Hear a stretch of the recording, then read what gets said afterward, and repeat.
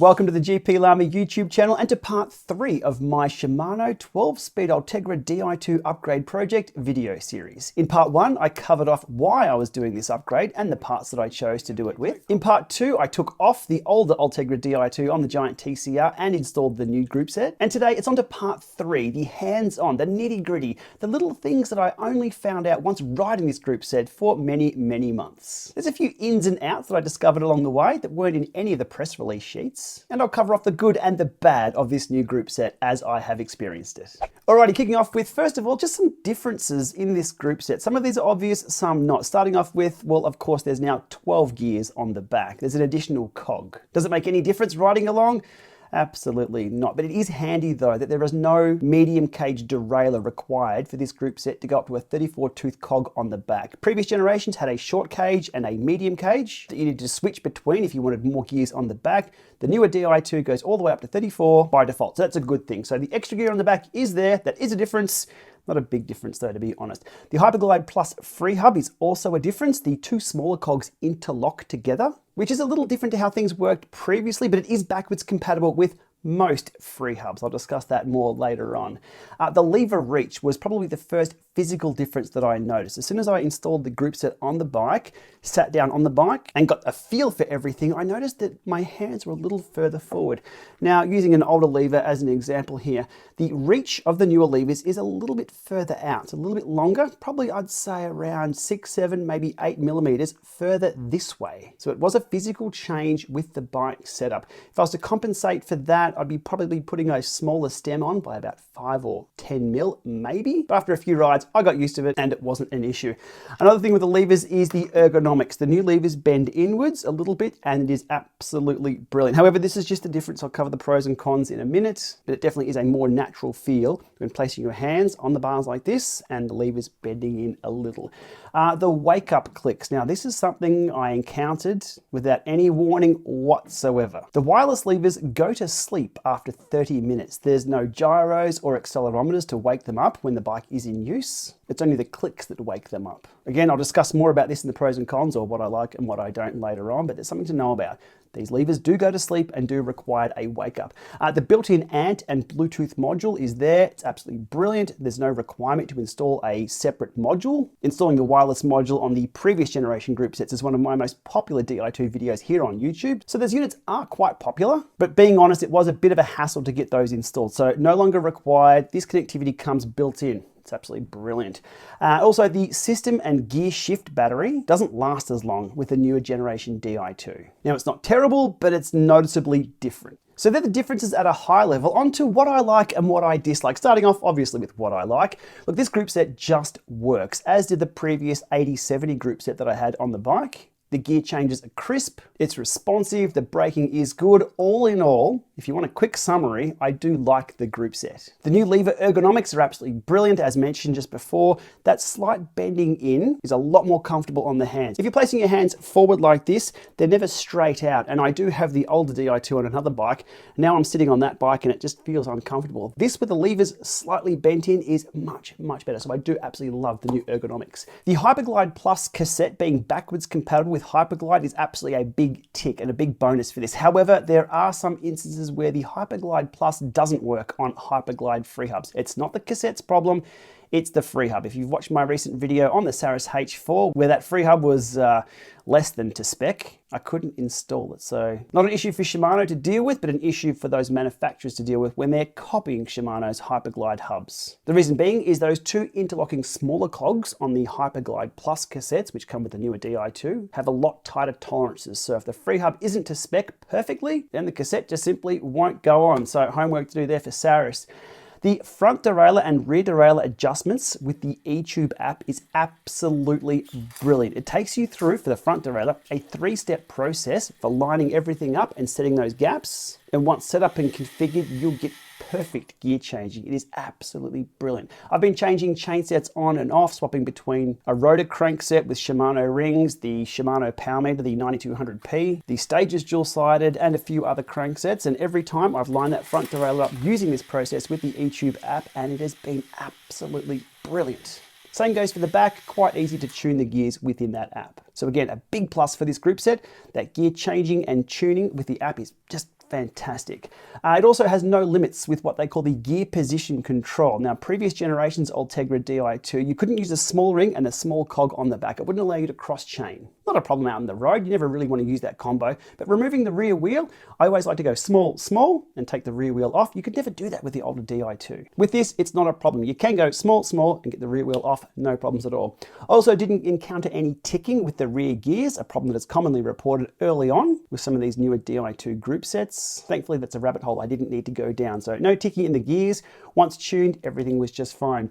And I also had no swing, swing, swing from slightly warping brake rotors. So that 10% more clearance, I think it was in the spec sheet, works just fine.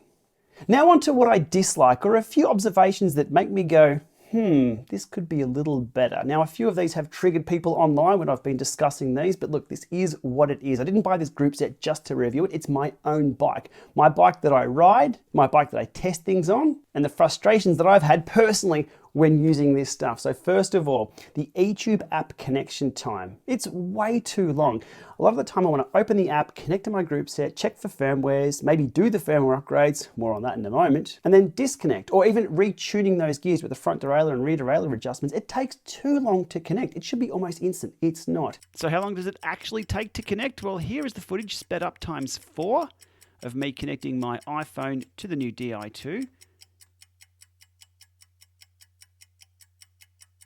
And it stops the clock at exactly 57 seconds just to connect.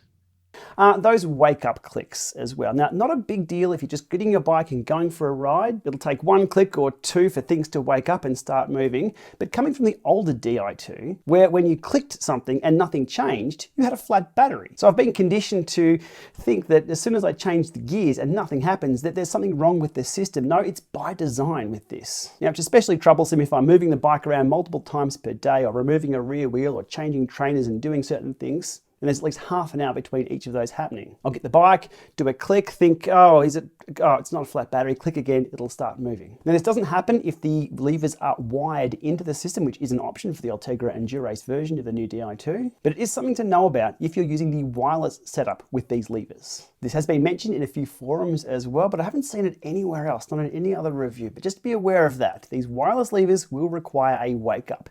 Is it a problem, yes or no? Your call on this. The tuning of the gears requires a little bit more work. Obviously 12 speed's a little bit finer to get sorted out. It can be a little troublesome if you've just waxed a chain and there's chunks of wax on the chain, but after a while you can dial that in. Again, using that eTube app works just fine. Battery life, as mentioned, it's not as good on this new Shimano Di2. On the 9100 and the 8000 versions that I've used in the past, it's been absolutely brilliant. I'll go for months and months without having to worry about battery charge for the system. This, I'll get about a month or 2. It drains noticeably faster.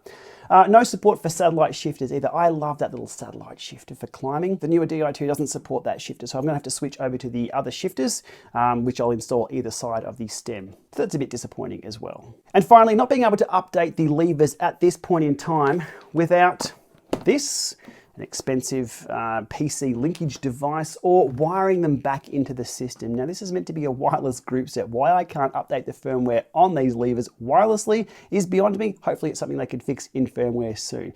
So my overall list of what I don't like or what I think could be improved isn't too big, and there's definitely no showstoppers on there, but just a few things to be aware of if you're upgrading or getting a new bike with this newer Di2. Okay, now on to some general commentary and observations with this group set, and one of these dot points is something that I've posted over on a Shimano forum, which was received with, well, probably that wasn't the best place to post this comment. However, it's fact, not opinion. That fact being that it's a semi-wireless group set that works better when fully wired into a system. Now, can you imagine a scenario a few years back where all the engineers were sitting around at Shimano making a checklist of what their wireless or semi-wireless group set should do? And that last dot point is, but it's going to work better when it's fully wired into the system. Not quite where you want to end up. However, that's where we are. Now, what works better when everything's fully wired in? Well, there's no wake-up buttons or wake-up taps required to get the thing working. Apparently, there's less battery drain, and you can do the firmware updates on the levers. Woohoo! That'll save you taking the bike to a bike store or forking out a couple of $100 for this, because the USB cable for the charger that comes with doesn't work with the eTube software like the other stuff used to. There was also another brilliant comment over on Reddit where someone quoted that this isn't a wireless group set, it is a wireless group set. Some nice wordplay there, and absolutely spot on the money. So overall, was the upgrade worth it? Well, performance-wise, absolutely not. The previous generation Di2 with 11-speed, which was the 8070 that I had on the bike, worked brilliantly. As mentioned in part 1, I did this upgrade because I did get some good discounts on the websites that I ordered all the stuff from, and I wanted to be across the new technology. This group set is going to be around for a few years yet, so I wanted to know the ins and outs. As you've seen in this video, there were a few ins and outs that weren't covered in the press release. Now, of course, there's nice to haves with this, the new ergonomic levers,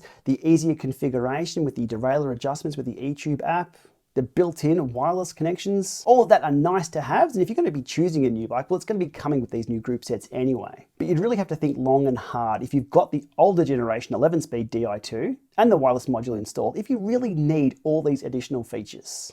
So if you can get yourself some good discounts on this newer equipment and you can get some good resale value if what's on your bike at the moment is still in good condition, maybe it's a worthy upgrade, and that's the path that I've chosen to go with. But if you're looking for performance improvements, you're not going to get it from this group set, to be honest. There's definitely other areas where you get more speed from a bike. That'll be usually in the wheels or in the kilos that you're carrying around. Alrighty, and with that, thus concludes my Di2 upgrade project to the new 12-speed Ultegra on my Giant TCR. Hopefully you found these videos informative and you've learned a little bit more about the group set beyond the standard press release information that's out there. If you have any queries, let me know in the comments below. I'm sure either myself or Terry from bettershifting.com can give you an answer. As always, thanks for watching and we'll see you soon.